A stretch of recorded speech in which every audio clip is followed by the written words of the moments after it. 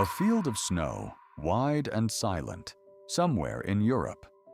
A single red fox crosses it, small against all that white. Then it stops. It goes still. Only the ears turn, down toward the snow. And then it turns its whole body to face one exact direction. Not toward a sound we can hear, not toward anything we can see. This same animal lives almost everywhere on Earth. From this frozen field to city streets and desert edges, no other wild hunter of its kind has spread so far. But here, in the snow, it does one thing no one can fully explain. Watch 100 foxes hunt in the snow, and most turn the same way. A little east of north. Morning or evening. Summer or winter. Wind or still air. It does not matter. For years, no one could say why. Think about what that means. The sun moves. The wind changes. The seasons turn. If the fox lined up with any of those, its direction would change too. But it doesn't. So it must be facing something that never moves. There is only one thing like that, wrapped around the whole planet. The Earth's magnetic field. The same invisible pull that swings a compass needle north. The best explanation left is this: the fox seems to carry a compass of its own, grown inside its body. But a compass only points north. It doesn't say where dinner is, and the fox's dinner, a mouse, is hidden under the snow, out of sight. So first, the fox listens. Its ears catch a mouse moving below. A tiny scratch, a squeak. That tells it roughly where, but not how far.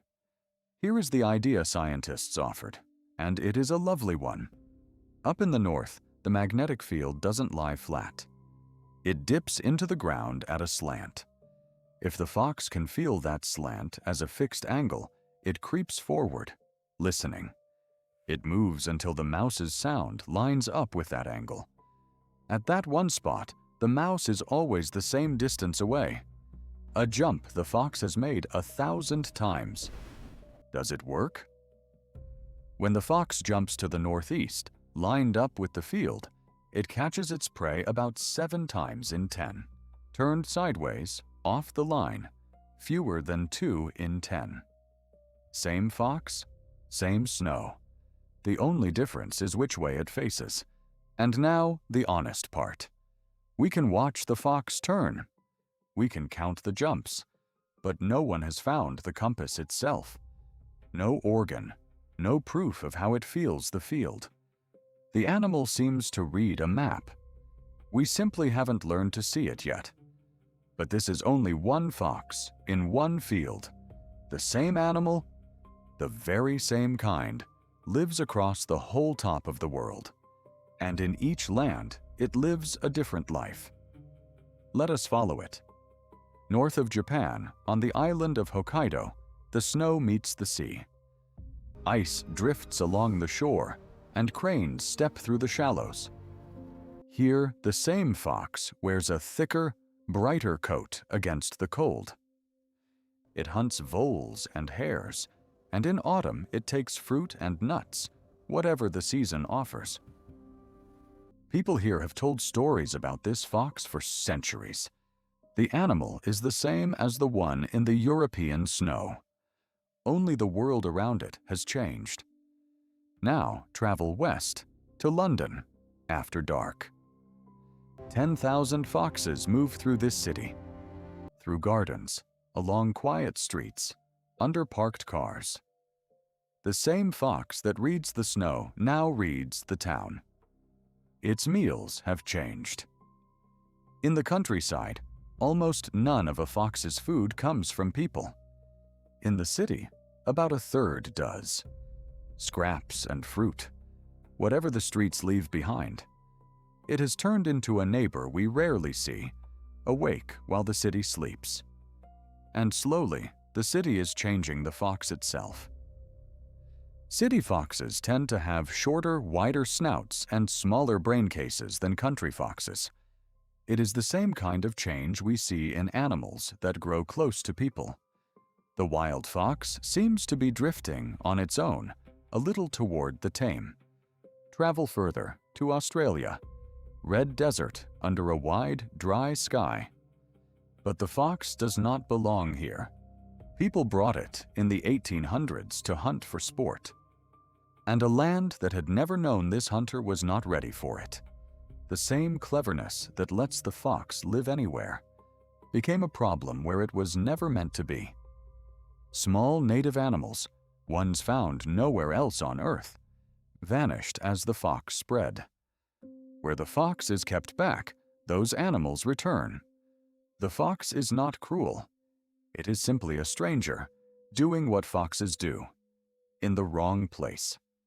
And now travel as far north as the fox can go. For a long time, the far tundra was too harsh for it. But the north is warming, the snow thinning, and the red fox is moving up into it, onto land it never used to reach. There it meets a smaller cousin, the white Arctic fox that has lived on this ice for ages. The red fox is bigger, and it takes the best dens for itself. The same story again. The fox arrives, and the world it enters is never quite the same. But change the land, and one thing stays the same.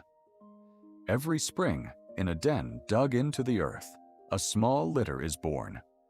4, 5, 6 kits. For the first weeks, the mother stays below in the dark, keeping them warm. And the father hunts for them all, carrying food back to the den, again and again. By early summer, the kits tumble out into the light, play fighting in the grass.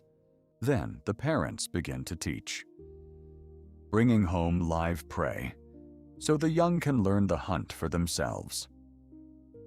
The same lesson in the snow of Europe, on a hillside in Japan, in a quiet London garden.